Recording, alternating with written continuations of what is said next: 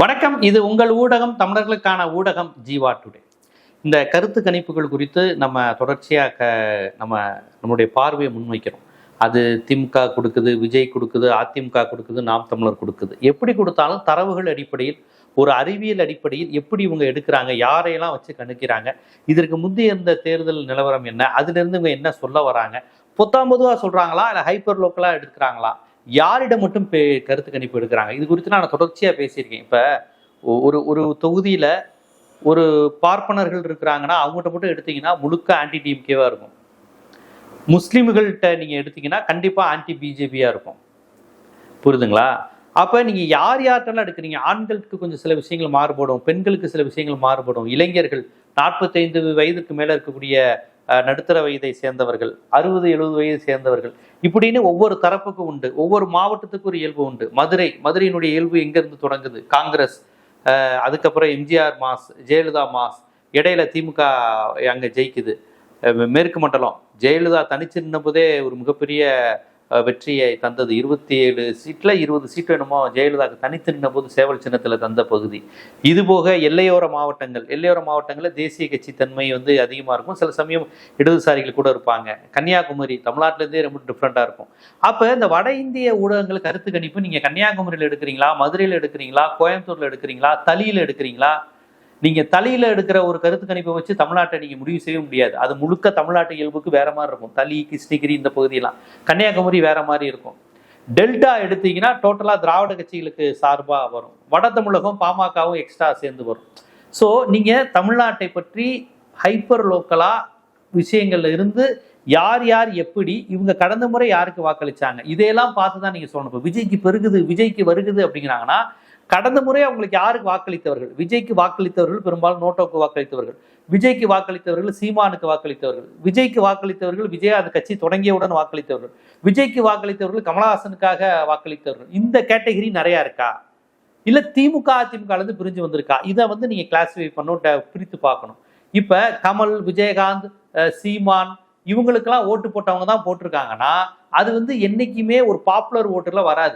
எப்பவுமே ஒரு 15% எப்பவுமே திமுக வேணாம், அதிமுக வேணாம், 49 நோட்டோ அப்படின்னு சொல்லக்கூடிய ஒரு கூட்டம் தமிழ்நாட்டில் எப்பயும் உண்டு.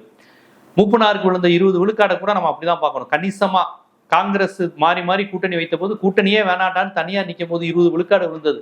அது காங்கிரஸுக்கான ஓட்டாவும் நீங்க எடுத்துக்கலாம், டிஎம்கே வேணாங்கிற ஓட்டாவும் எடுத்துக்கலாம். ஸோ அப்போ இந்த மாதிரியான கான்செப்ட் தமிழ்நாட்டில் இருக்கு, இல்லாமலாம் இல்லை. அப்போ அந்த ஓட்டை நம்ம எப்படி எடுத்துக்கிறது? இப்போ நாங்கள் விஜய்க்கு ஓட்டு போடுவோம்னு சொல்றவங்க திமுக எதிர்ப்பு வீரியம் அதிகம் இருக்கா, விஜய் ஆதரவு மனநிலை இருக்கா, இல்லை மாற்றம் வேணும்னு நினைக்கிறாங்களான்னு பிரித்து பார்க்க வேண்டிய அவசியம் இருக்கு. ரசிக மனநிலையில ஒரு கணிசமான வாக்குகள் விஜய்க்கு போகுது, அது ஒரு உண்மை. அது போக திமுக எப்படியாவது போகணுங்கிற அந்த வெறி கொண்டவர்களுடைய வாக்குகள் போகுது. அப்புறம் வலதுசாரிகள் எப்படியாவது விஜயை பிம்பப்படுத்தணும், ஒரு உருவப்படுத்தணும், இவங்களுடைய வாக்குகள்லாம் சேர்த்து தான் விஜயோட வாக்கை பார்க்கணும். அப்ப இந்த ஓட்டுகள் திமுகவுக்கு ஓட்டு போடுறவங்க, கம்யூனிஸ்டுகளுக்கு ஓட்டு போடுறவங்க, முஸ்லிம் கட்சிகள், அதை ஆதரவிப்பவர்கள், இவர்களிடமிருந்து பிரிய போதா, இல்ல புதுசா வரப்போகுதா, இல்ல திமுக எதிர்ப்பு அதிமுக கூட்டணியிலிருந்து பிரிய போகுதாங்கிறத கணித்து தான் தேர்தல் கருத்து கணிப்பு சொல்லணும். இவ்வளவு காரணிகள், இவ்வளவு ஃபேக்டர்ஸ் இருக்கிறப்ப இந்த ஆக்சிஸ் மை இந்தியா எந்த அடிப்படையும் இல்லாம 92 சீட்ல இருந்து 120 சீட்டு வரையும், 128 சீட்டு வரையும் விஜய்க்கு வருதுன்னு போட்டிருக்கிறாங்க. அப்ப இது ஒரு கோமாளித்தனமான கருத்து கணிப்புன்னு நான் சொல்றேன். இதை நான் சொல்லல, அந்த ஆக்சிஸ் மை இந்தியா எடுத்தவரே நான் ஒரு கோமாளின்னு அவரே காமிச்சுக்கிட்டார். கடந்த முறை பாஜகவுக்கு 400 சீட்டுக்கு மேல வரணும்னா 400 சீட்டுக்கு மேல வரலன்னு அவரே இப்படி அழுகுறதெல்லாம் நம்ம பார்த்தோம். இப்ப இதுலயுமே கேள்வி கேட்டப்ப அவருக்கு சரியான பதில் இல்லை. இது குறித்து எப்படி 98ல இருந்து 120 வரும்னு நினைக்கிறீங்க, விஜய்க்கு என்ன கட்டமைப்பு இருக்கு அப்படின்னு கேட்டா அதுக்கு சரியான பதில் இல்லை. அவர்கள் என்ன தெரியுமா பண்றாங்க, இந்த வடக்கு ஊடகங்கள்லாம் அந்த கருப்புங்கிற பேர்ல எந்தெந்த கட்சியெல்லாம் போட்டி போடுதோ அந்தந்த கட்சிக்கெல்லாம் ஒரு 4-5 சீட்டு 5 சீட்டு அப்படி கொடுத்து வைக்கிறது. தமிழ்நாட்டில் அப்படி பாக்குறது கிடையாது. தமிழ்நாட்டில் 234 தொகுதியிலே ஒன்று திமுக கூட்டணி ஜெயிக்குது, இல்லைன்னா அதிமுக கூட்டணி ஜெயிக்குது. மூன்றாவது அணியா நின்னது ஒரு சீட்டு ஒரு எம்பி வெற்றி பெற்றதெல்லாம் ரொம்ப அரிது. மூன்றாவது அணியா நின்று 2014 பாஜக, மதிமுக, பாமக கூட்டணி இருக்கு பாத்தீங்கன்னா, அப்படி ஒரு கூட்டணி அமைஞ்சிச்சு பாருங்க. அந்த கூட்டணி மட்டும்தான் தமிழ்நாட்டிலேயே ஒரு மூன்றாவது கூட்டணியா அமைந்து 2 தொகுதி வெற்றி பெற்றது. ஒன்று பாட்டாளி மக்கள் கட்சி, ஒன்று பாஜக, நாகர்கோவில், தருமபுரி. அது பெரிய அதிசயம். மூன்றாவது கூட்டணி 2 எம்பி திமுக தயவு இல்லாம வெற்றி பெற்றது அது மட்டும்தான். அது கூட நிறைய சாதி கணக்கு மத கணக்கு சொல்றாங்க, அதனால நடந்துருச்சு. அது மட்டும் இல்லாம அப்ப வந்து பாத்தீங்கன்னா பாஜகவுக்கு பெரிய வேவ் தமிழ்நாட்டுல இல்ல, ஆனா மோடிக்கு ஒரு வேவ் இருந்தது. அந்த ஃபர்ஸ்ட் டைம் மோடி வந்தப்ப குஜராத் மாடல் சுவிட்சர்லாந்து மாதிரி இருக்கு, தாய்லாந்து மாதிரி இருக்குன்னு சொல்லி அதுக்கு ஒரு பிம்பத்தை கட்டமைச்சாங்க. இதையெல்லாம் சேர்ந்து அப்படி ஒரு விஷயம் நடந்தது. அதற்கு பிறகு மூன்றாவது கூட்டணிங்கிறது மிகப்பெரிய அளவில் யார் தலைமையிலும் பெரிய லெவல்ல தாக்கத்தை ஏற்படுத்தல. இப்ப அதே மாதிரிதான் விஜய் வந்திருக்கிறாருங்கிறப்ப அந்த வழக்கமா தமிழ்நாட்டுல மூன்றாவது அணிக்கு என்ன கொடுப்பாங்களோ அதுதான் வச்சுக்கலாம். இப்ப 20 சீட்டு ஜெயிப்பாங்கன்னு மனசாட்சி இல்லாம சொல்றாங்க. விஜய்க்கு குறைவான சீட்டு கொடுத்தவங்களே 12 சீட்டு 15 சீட்டுங்கிறாங்களே. அப்ப 15-20 தொகுதியில 36 விழுக்காடு அவர் வாங்குறாரா? 36 விழுக்காடு அவர் 20 தொகுதிகளில் வாங்கினால் மட்டுமே ஒரு தொகுதியில ஜெயிக்க முடியும். இவங்களுக்கு இன்னும் பரவலான ஓட்டுனா என்ன, ஒரு தொகுதியில கிடைக்கிற ஓட்டுனா என்னன்னு தெரியல. இப்ப சென்னை, திருவள்ளூர், காஞ்சிபுரத்துல அவர் 25-33% வரை வாங்குவாங்கன்னு சொல்றாங்க. இந்த வரையும் தெரியல. அதெல்லாம் வாங்கிடுவாருங்க. சென்னையில பாருங்க 34-35 வரையும் வாங்குவாருங்கிறாங்க. அப்படி இருந்தாலுமே வெற்றி பெறுவதற்கு 35-36% வேணும்.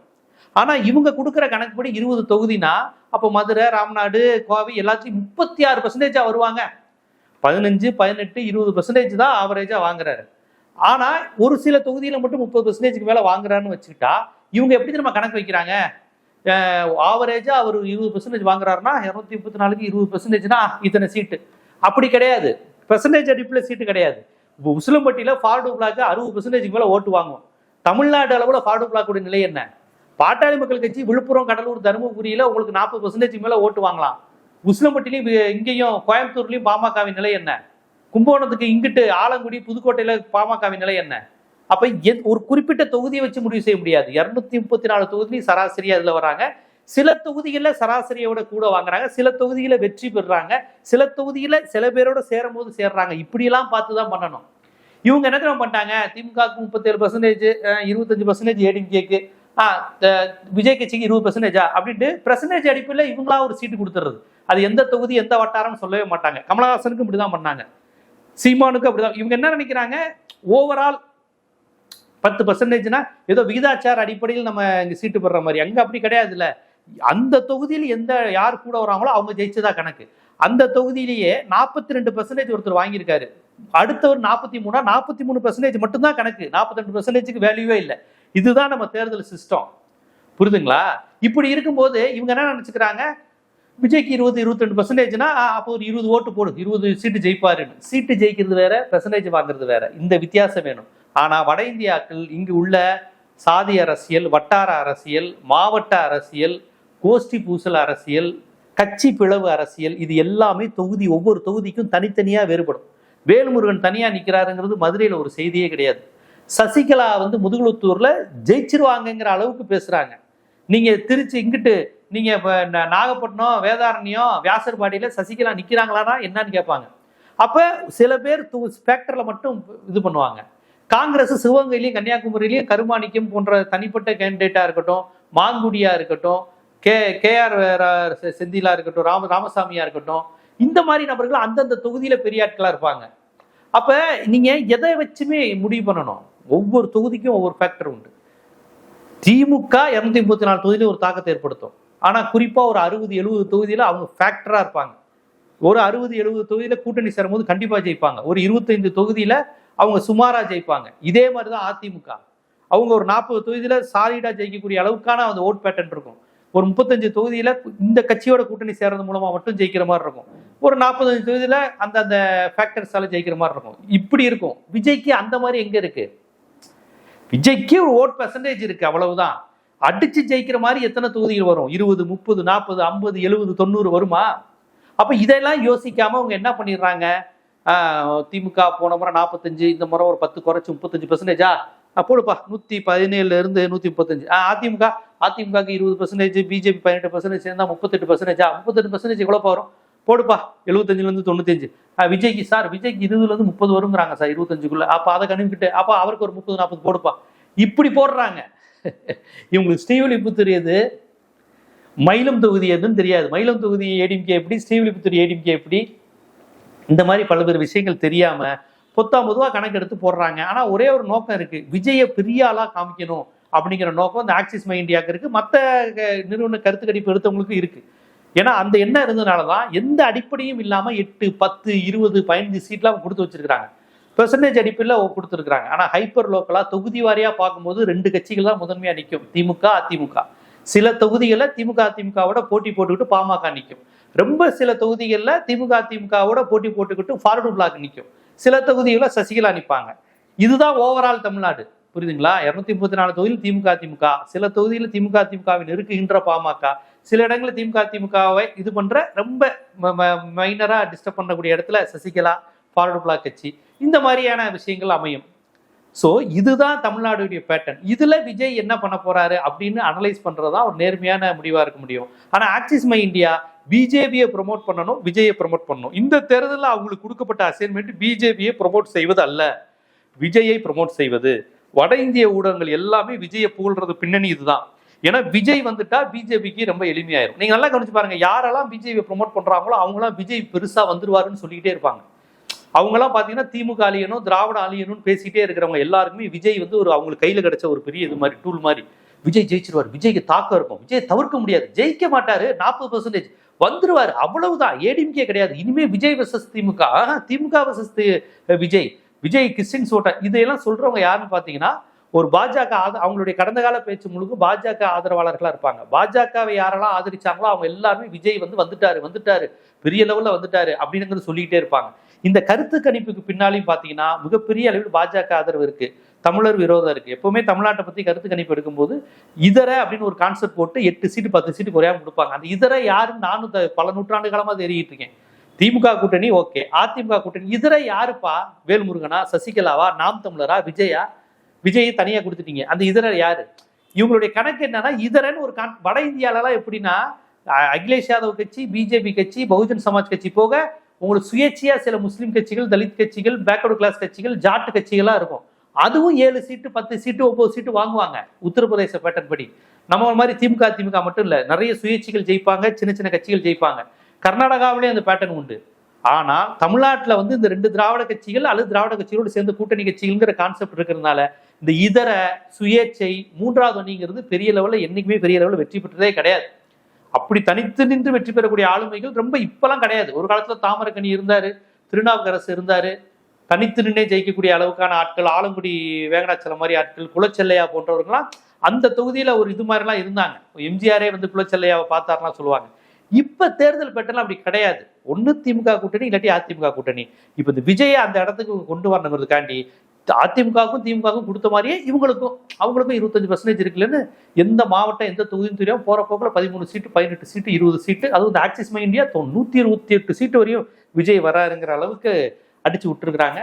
அவருடைய நேர்மை எந்த அளவுக்கு இருக்குங்கிறது ராஜீவ் தேசாய், அவரும் வட இந்திய ஊடகவியலாளர் தான். அவர் எவ்வளவு நேர்மையா விஷயத்தை பதிவு செஞ்சிருக்காரு பாருங்க. ராஜ்தீப் சர்தேசாய் வந்து அழகா அந்த விஷயத்தை வந்து பதிவு செஞ்சிருக்காரு. இதெல்லாம் எவ்வளவு பெரிய ஃப்ராடு, இவங்கள்ட்ட எந்த நேர்மை இல்லை. இப்ப மேற்கு வங்கத்தை பத்தி எழுதும்போது ஒண்ணுமே எழுதலையாம். மேற்கு வங்கத்தை பத்தி பேசும்போது அவர் வந்து எதுவுமே எழுதலை. இப்ப இந்த தமிழ்நாட்டில் இப்படிலாம் சொல்றாரு, மேற்கு வங்கத்துல சொல்ல வேண்டியதானே?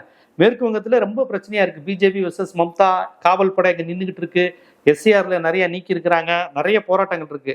அங்க வந்து இவங்க தேர்தல் கருத்து கணிப்பையே வெளியிடல, யார்? இந்த ஆக்சிஸ் மை இந்தியாங்கிறாங்க.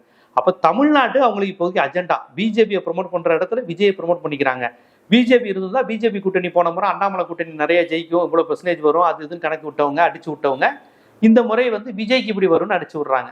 இதெல்லாம் என்னன்னா நாளை பின்ன அவங்க ஏதாவது பண்ணுவதற்கு வசதியா, இப்பயே பாத்தீங்களா நாங்க அப்பயே சொன்னோம்ல விஜய்க்கு வந்துருச்சு அப்படின்னு சொல்வதற்கு வசதியா இதெல்லாம் பண்றாங்க. விஜய்க்கு ஒரு பெரிய பிம்பம் விழுந்துருச்சு, விஜய்க்கு தான் எல்லாரும் ஓட்டு போட்டிருக்கிறாங்க, அதனால அன்னைக்கு விஜய் ஜெயிப்பாருன்னு வர செய்தி மட்டும்தான் உண்மை அப்படின்னு மக்களை நம்ப வைக்கிறதுக்கு, ஒரு குறிப்பிட்ட குழந்தைங்களை இளைஞர்களை நம்ப வைக்கிறதுக்காகத்தான் விஜய் கட்சி 2வது இடத்துக்கு தான் வந்திருக்கு 10 தொகுதியில, மற்றபடி எல்லாமே திமுக தான் எல்லா தொகுதிக்கு வந்திருக்குங்கிற மாதிரி செய்தி வரும்போது, ஐயோ விஜய் தானே எல்லாரும் போட்டாங்க, எல்லாருமே விஜய்க்கு தானே போட்டாங்க, முஸ்லீம் கிறிஸ்டின் எல்லாருமே, அப்ப விஜய் தான் சிஎம் ஆயிருக்கணும், அந்த கருத்து கணிப்புல கூட சொன்னாங்களே அப்படின்னு சொல்றதுக்காகத்தான் இப்படிப்பட்ட விஷயங்களை இவங்க பண்றாங்கிறத ராஜீப் சர்தேசாயே சொல்லியிருக்காரு. இவங்களுடைய கருத்து கணிப்பு எவ்வளவு பெரிய பித்தலாட்டம், உண்மை இல்லாதது, சும்மா அடிச்சு விடுறது, ஒரு பிஜேபிக்கு ஃபேவராகவும் கட்சிக்கு சார்பாகவும் செயல்படுறாங்க. இந்த இடத்துல பிஜேபிக்கு பதிலாக விஜய்க்கு சார்பாக திட்டமிட்டு வெளியிடப்பட்டதுங்கிறத ரொம்ப அழகாக ராஜீப் சர்தேசாய்ங்கிற ஒரு ஃபெமிலியர் ஜேர்னலிஸ்ட் வந்து அடிச்சு உடைச்சு பேசியிருக்காரு. இது இங்கு தமிழ்நாட்டுக்காரங்களோ, தமிழ்நாட்டை சேர்ந்த பத்திரிகையாளர்களோ, திராவிட இயக்கத்தை சேர்ந்தவங்களோ, இடதுசாரிகளோ பேசல. வட இந்தியாவை சேர்ந்த ஒரு ஊடகவியலாளர், பிரபல ஊடகவியலாளர், பெரிய பெரிய தலைவர்களை இந்திய அளவில் எடுத்தவரே இந்த இந்த ஊடகத்தின் கருத்து கணிப்பினுடைய உண்மைத்தன்மை நண்பகத்தன்மையை போட்டு உடைத்திருக்கிறார் என்பதை நீங்க கண்டு தெரிஞ்சுக்கணும். ஏன்னா ஆதவர்ஜுனா பாருங்க, அன்னைக்கு பாருங்க எங்களை மாசு மிரட்டுறாரு, அமைச்சர் எங்களை கொடுமைப்படுத்துறாரு, எங்களை சந்தேகப்படுறாரு, பெரிய எங்களை நாங்கள் விட மாட்டோம். அதாவது நாளைக்கு வாக்கு இன்னைக்கு குறைந்தாலோ அவங்களுக்கு ஓட்டு வரலைனாலோ மா சுப்பிரமணியம் காரணம், இவர் காரணம், திமுக தான் காரணம்னு சொல்வதற்கான எல்லா வேலையும் அவங்களாம் ரெடி பண்ணிட்டாங்கிற மாதிரி தான் தெரியுது. இந்த கருத்து கணிப்பில் கொடுக்கப்பட்ட எண்ணிக்கை, அதை தொடர்ந்து அவர்கள் தொடர்ந்து பேசுறது நம்ம தான் ஆட்சி அமைக்க போறோங்கிற மாதிரியான கான்செப்ட், இந்த ஊடகவியலாளர் போட்டு உடைக்கக்கூடிய உண்மை, இதையெல்லாம் வைத்து பார்க்கும்போது நமக்கு உண்மை என்னங்கிறது தெரியுது. தொடர்ச்சியா பார்ப்போம். உண்மையை அவ்வளவு எளிதில் மறைத்து விட முடியாது. ஆனால் பிம்பங்களும் மக்களிடம் இப்படிப்பட்ட விஷயங்களும் மோடி காலத்திலிருந்து பண்றதுதான். மோடி எப்படி பிம்பமாக உருவாக்கப்பட்டாரோ அப்படி தமிழ்நாட்டில் இந்த மாதிரி நடிகர்களை உருவாக்க பிஜேபி முயற்சி செய்து கொண்டே இருக்கிறது அப்படிங்கிறதுக்கு இது மாதிரியான சம்பவங்கள் மீண்டும் மீண்டும் உதாரணமாக இருக்கின்றன. இது போன்ற அரசியல், சமூகம், சினிமா போன்ற பல்வேறு விழிப்புணர்வு காணொளிகள் உங்களிடம் வந்து சேருவதற்கு ஜீவா டுடே சேனலை சப்ஸ்கிரைப் பண்ணுங்க, ஆதரவு தாங்க. நன்றி.